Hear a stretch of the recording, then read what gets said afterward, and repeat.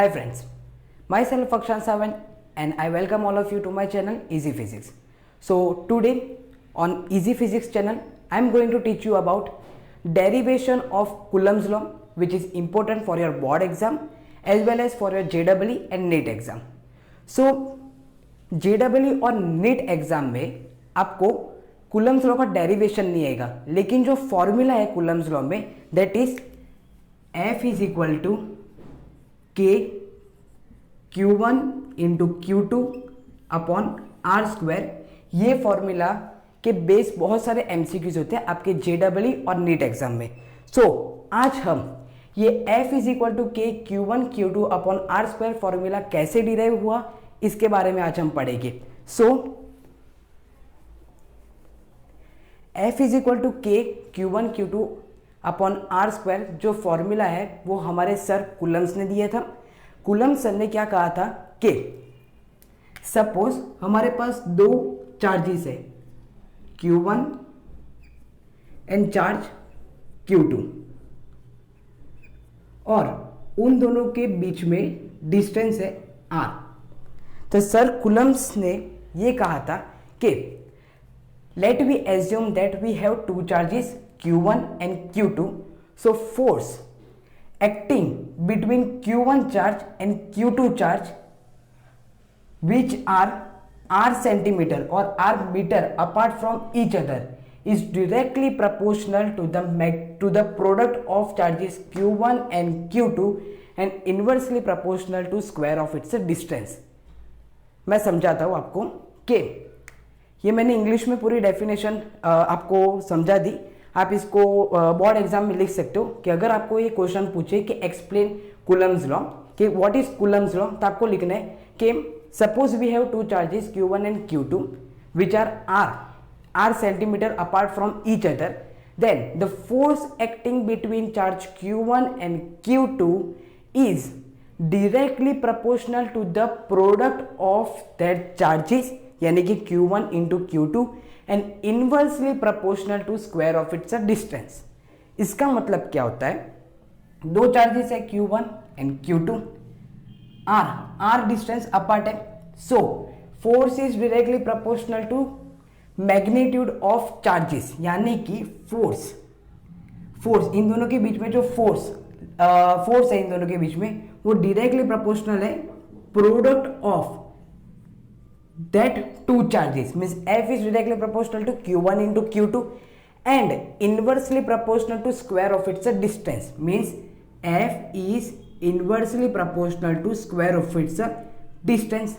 So हमारे पास दो result आ गए, ये फर्स्ट और ये सेकेंड, कि F directly proportional to Q1 into Q2 and F is directly proportional to 1 by R square.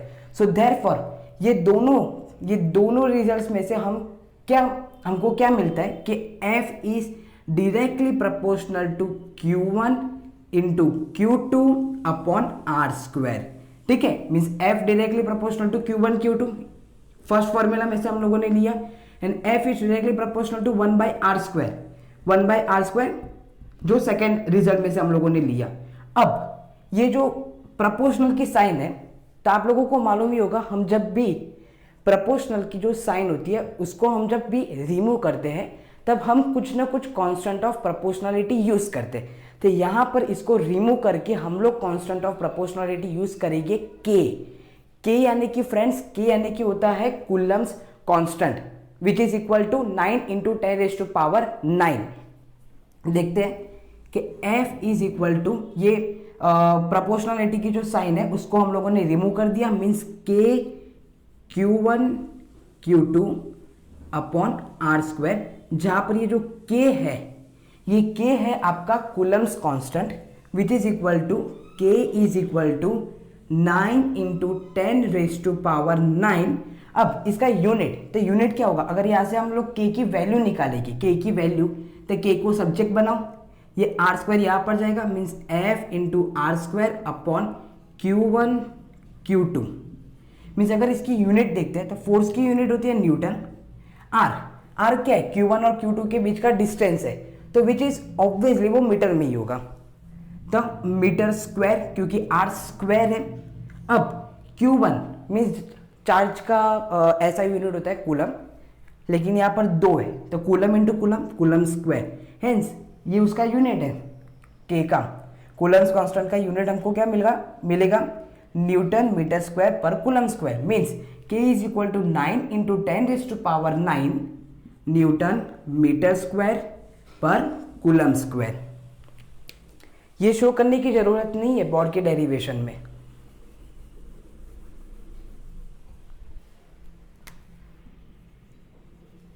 So K is equal to 9 into 10⁻⁹ newton metre square पर coulomb square. हाँ, ये जो कूलम्स कांस्टेंट की जो value है वो आपको एमसीक्यूज में बहुत सारे ऐसे एमसीक्यूज होते हैं जो ये फॉर्मूला के ऊपर बेस्ड होते हैं, तो उसमें आपको ये वैल्यू नहीं दी होगी। सो आपको दी भी होती है कभी कभी, लेकिन अगर नहीं दी तो आप फंस जाओगे, इसलिए ये वैल्यू आपको मेमोराइज कर लेनी है, ठीक है। So K is equal to 9 into 10⁻⁹ newton metre square पर coulomb square is the value of Coulomb's constant. अब K जो कूलम्स कांस्टेंट होता है उसकी दूसरी भी वैल्यू होती है, K is equal to 1/4πε0। K is equal to 1/4πε0, जहां पर ε0 क्या होता है, ε0 यानी कि permittivity of free space, permittivity of free space. आपको ये वर्ड याद करना पड़ेगा कि ε0 मतलब परमिटिविटी ऑफ फ्री स्पेस, क्योंकि क्या होता है कि आगे आप जब फिजिक्स में जाओगे, फिजिक्स का जो क्लास 12 का जो फिजिक्स है उसमें आपको आगे एक और टर्म मिलेगा जो होता है परमिएबिलिटी। What permeability? सो आप उसमें कंफ्यूज ना हो जाए, इसलिए ε0 की वैल्यू ε0 होता है परमिटिविटी ऑफ फ्री स्पेस, जिसकी भी वैल्यू आपको मेमोराइज करनी पड़ेगी। सो ε0 की वैल्यू होती है 8.854 इंटू 10⁻⁻12। अब K क्या है, डायरेक्टली प्रोपोर्शनल टू 1/ε0। सो उसका यूनिट भी इनवर्स ही हो जाएगा ना।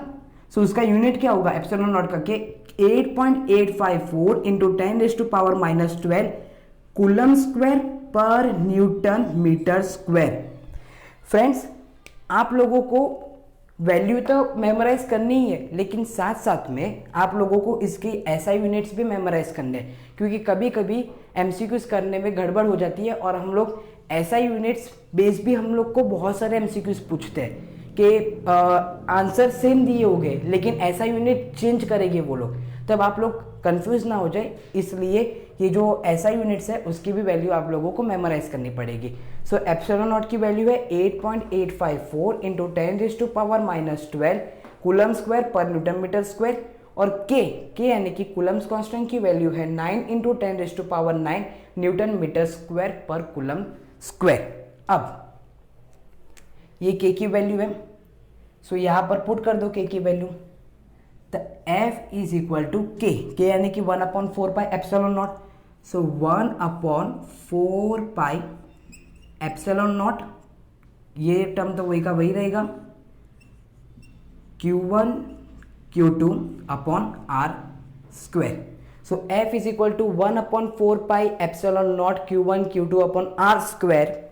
ये आपको तभी लिखना है जब फोर्स इज एक्टिंग, मीन्स ये जब दो चार्जेस वैक्यूम में होगे, फ्री स्पेस में होगे, तभी आपको ε0 लिखना है। क्यों? क्योंकि मैंने आपको कहा ε0 is permittivity of free space, यानी कि परमिटिविटी ऑफ वैक्यूम, ठीक है, vacuum. So F is equal to 1/4πε0 Q1 Q2 upon R square. ये सिर्फ और सिर्फ वैक्यूम के लिए है, वैक्यूम या तो फिर फ्री स्पेस।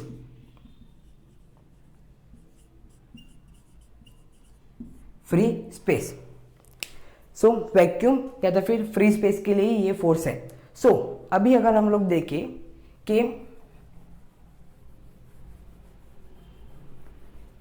अगर वैक्यूम ना दिया हो और कोई दूसरा मीडियम दिया हो, तो फोर्स F डैश कितना होगा, तो F डैश होगा 1/4πε